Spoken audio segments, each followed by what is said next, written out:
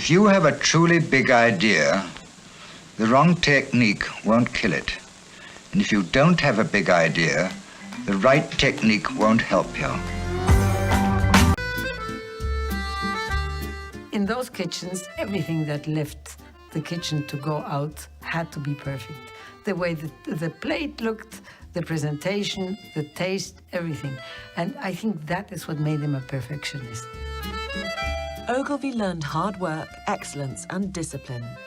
And the head chef, Pitard, taught Ogilvy a style of management based on respect and fear. One time, Pitard was watching me decorate frogs' legs. Most exquisite work. It was an important day because the President of France was coming to dinner. Suddenly, Pitard, watching me, signaled for the other chefs to come over to my table. Son of a bitch, I thought. He's going to fire me, and he wants an audience. But I kept going, my knees were knocking together, and I castanets. And the whole brigade was gathered around. I was working away. Pitard pointed to my work and said to the others, "That is the way to do it." It was the proudest moment of my life. A few hours later, I saw the President of France eating my frog's legs. The following week, he died. A year later, the restless 21-year-old returned to Britain, forsaking Parisian elegance for a sales job in Scotland, hawking door-to-door a new product called the Aga cooker. Another component of his creative philosophy came very much from his experience selling Aga cookers, where he said, no sale, no commission, no eat. Here's a model of an Aga. It's the most expensive cooking stove in the world, and by far the best. It used to take me half an hour to make the sale.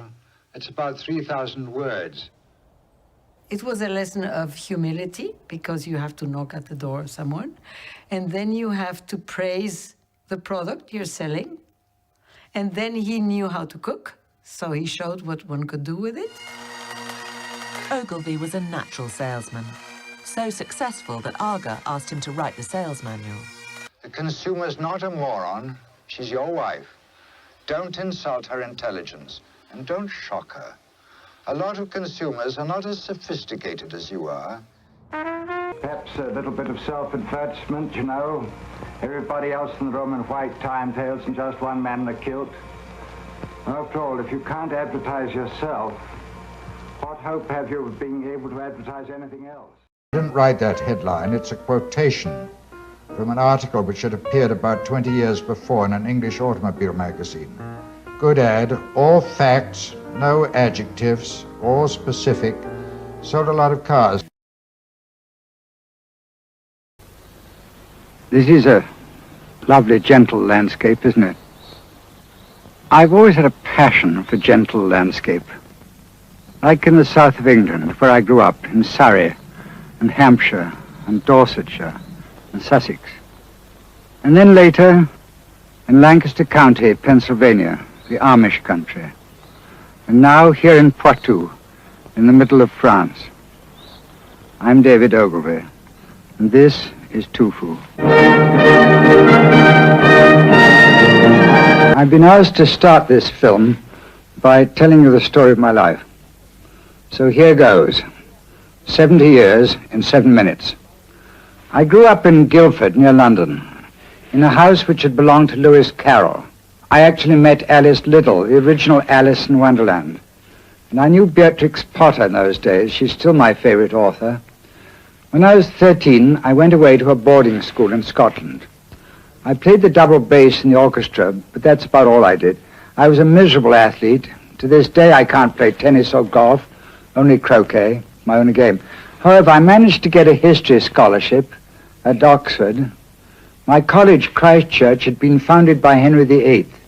It has produced countless prime ministers, viceroys of India, archbishops of Canterbury, and 1 or 2 advertising men. Also, by the way, William Penn and Wesley. But I was terribly lazy at Oxford and never passed any exams. So after 2 years, they threw me out. What a dope I was to let that happen. Then I went to Paris and became a chef in the kitchens of the Hotel Majestic on the Avenue Kléber. It was hard work. 63 hours a week, standing ramrod straight over red-hot stoves. There were no unions in those days in the kitchen. Here's some copy I wrote the other day for the World Wildlife Fund. Back from the Dead. It's 5,500 words. You know, the direct response experts have found that long copy sells more than short copy. Then I got a job with Dr. Gallup in Princeton, New Jersey, doing research for Hollywood, for the motion picture industry. Here's some of my reports. I thought their way of life was happier than ours, and I still think so. But as a farmer, I was a flop. So I went to New York and started Ogilvy and Mather. By that time, I was 38, which was leaving it pretty late in life to embark on a new career.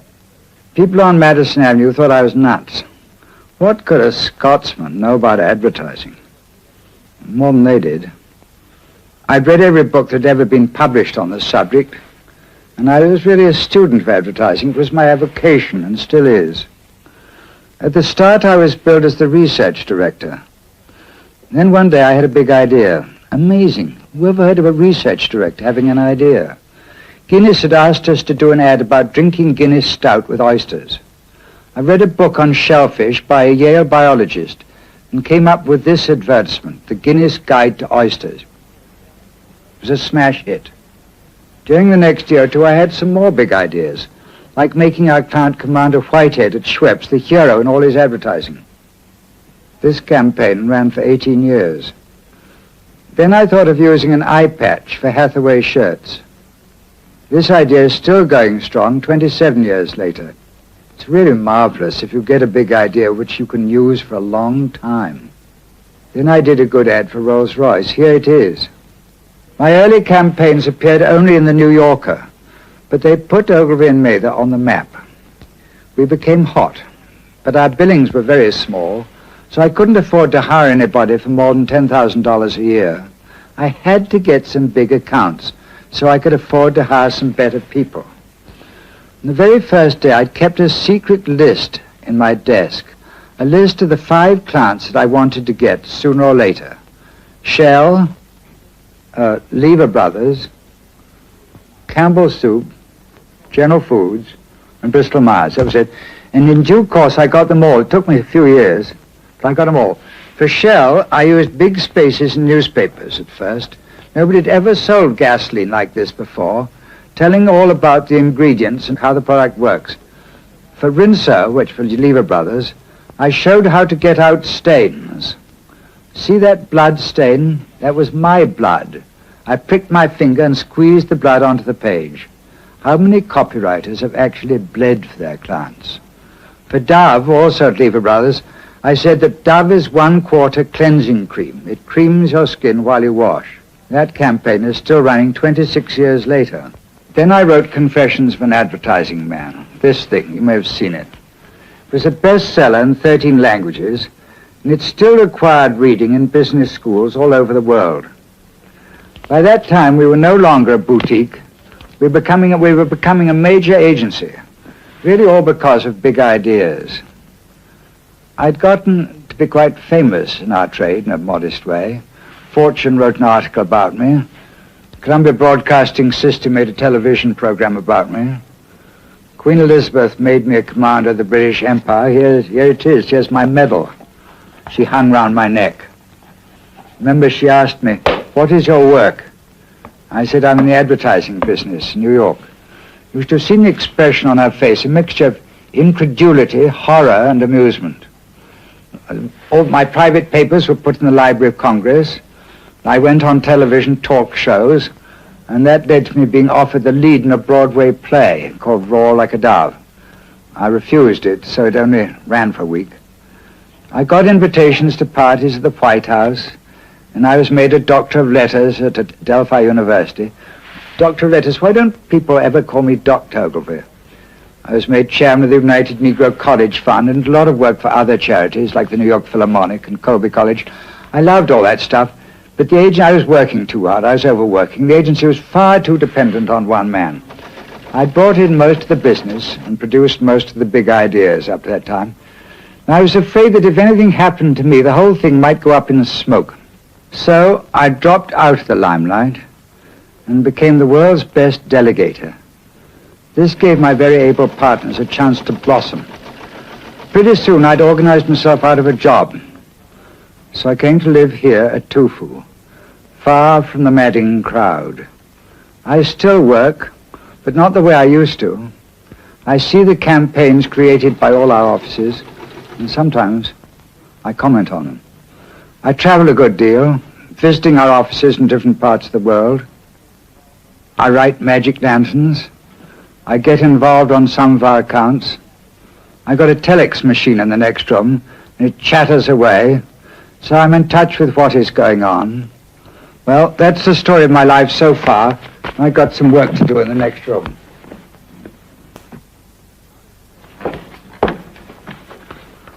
Now let's talk about big ideas. Big ideas. Now that's what the advertising business is really all about.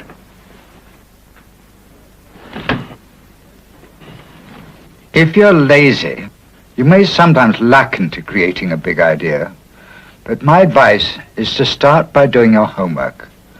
Some flashy agencies scorn homework. They skid about on the surface of irrelevant brilliance. Other agencies are good at research and positioning, defining target audiences and so on, but are incapable of creative brilliance. As I see it, we have to do our homework and create brilliant campaigns. I'm going to let you in on some of the ways that I found out to create brilliant campaigns. But first, do your homework. Study the product. The more you know about the product, the more likely you are to come up with a big idea for selling it. Study the precedents.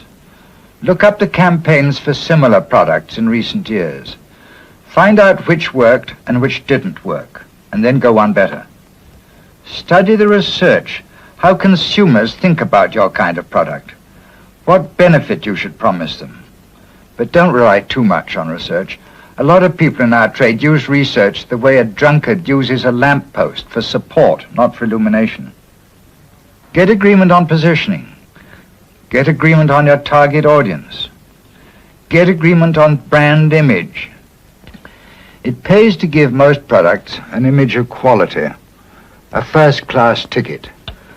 This is particularly true of products you wear, like whiskey and cigarettes and automobiles. Hello, Carlos. I hope you don't mind if I call you Carlos. I can't pronounce your other name. Have you ever made a mistake? I tell you the worst mistake I ever made in business.